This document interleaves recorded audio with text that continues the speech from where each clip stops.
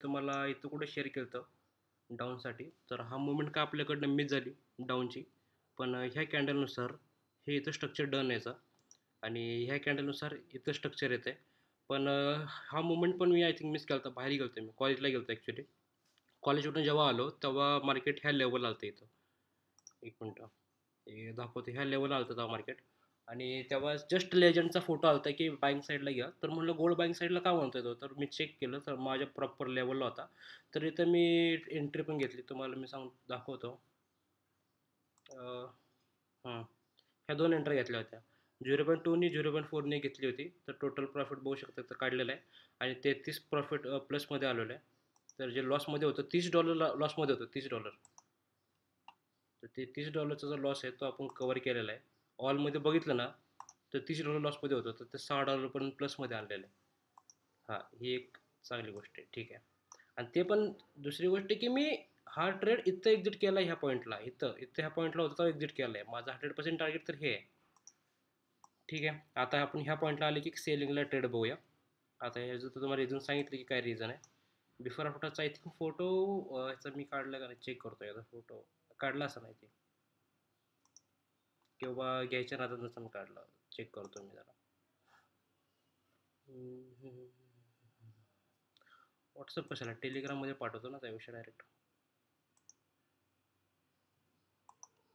टेलिग्राममध्ये photo पण पाठवला नसेल आय थिंक मी.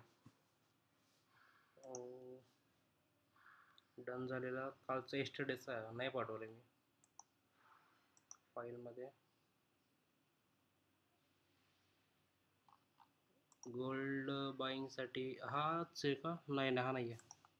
नाही पाठवलं वाटतं. ठीक आहे, आताच टाकतो.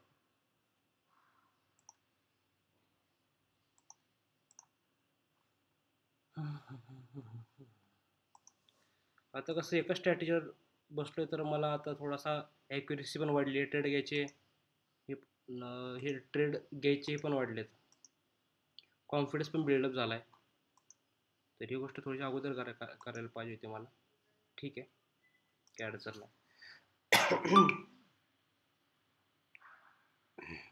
ह्या पॉईंटला आता x S tea gold 5 minutes आणि एस एल तर काही लिहिलं नाही. आपण टी पी टाकूया इथं.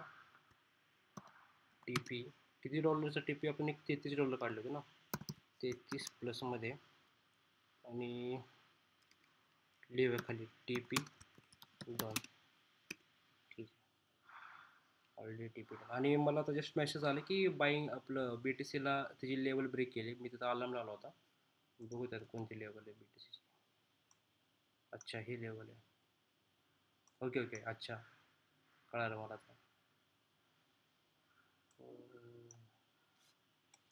नाही, आता ही नाही उपयोगाची काय.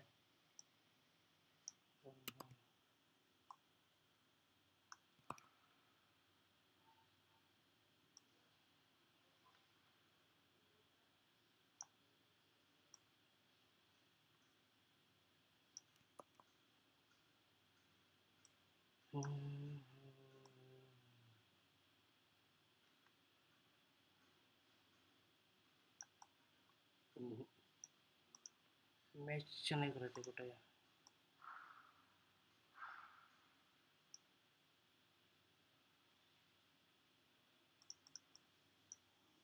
ठीक आहे, आज मला बी टी सीची लेवल फाईन करायची जशी गोल्डची केली तशी. बी टी सी पण लेवल एकदा फाईन केली ना म्हणजे प्रॉपर सेटअप होऊन जाईल आपला गोल्डमध्ये आणि बी टी सीमध्ये पण. कुठे ट्रेडिंग चार्ट कुठे गेला आपला इथं.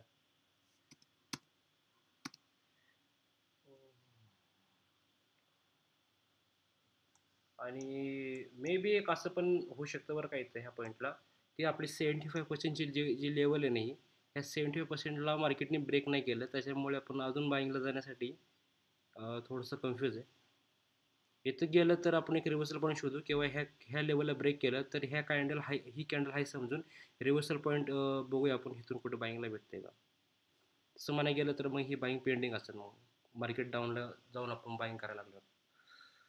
ठीक आहे, बघू. आणि दुसरी गोष्ट, मी जेव्हा मार्केट जेव्हा इथून खाली येत होतं हे पॉईंटनुसार आपण हा हाय पकडला.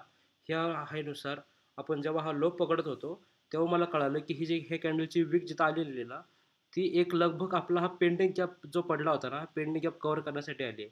आपला पेंडिंग गॅप मार्केटने घेतला, त्यानंतरच मार्केट वर गेलं. मी जेव्हा इथून जेव्हा मला एंट्री भेटत होती ना बाईंग साईडला, तेव्हाच मी म्हटलं होतं, आय थिंक मी म्हटलं पण होतं तिथं, की मार्केटला वर जाण्यासाठी सगळ्यात पहिल्यांदा पेंडिंगचा जो गॅप आहे तो घ्यावा लागेल. पण मार्केटने काय केलं, एक हायर क्रिएट केला, नंतर एक लोअर क्रिएट करून पेंडिंग गॅप घेतला, तिथून नंतर मार्केट वर गेलं. आय थिंक सो आता असं होऊ शकतं, की इथून डायरेक्ट मार्केट माझा 100% टीपी देईन किंवा ह्या 70%ला ब्रेक नाही केलं, त्याच्यामुळे हे कॅन्डलचं जे टॉपची कॅन्डल आहे, ह्या कॅन्डलला हाय कॅन्डल समजून ह्याचं स्ट्रक्चर ह्या पॉईंटला कुठंतरी कम्प्लीट करून तिथून परत आपल्याला एक बाईंग भेटू शकते मोठी. जी बाईंग ह्या पेंडिंग गॅपला म्हणजे हा जो गॅप पडला 75%चा वरचा 25% ह्याला कव्हर करेल. लेट्स सी आता काय व्यू बघायला भेटते तो. कमी ट्रेड घ्यायचे, जास्त प्रत्येक हाय लोला ट्रेड घेत बसायचं नाही. ही माझ्या खूप चुका व्हायच्या. माझ्या चुका एवढ्या व्हायच्या, मला दिवसात मी 13-14 ट्रेड घ्यायचो. पण ती चूक नाही करायची मला आता. रिपीट तर ह्या चुका मला अजिबात नाही करायच्या आता. ठीक आहे, हा व्हिडिओ पोस्ट करतो आता पटकन.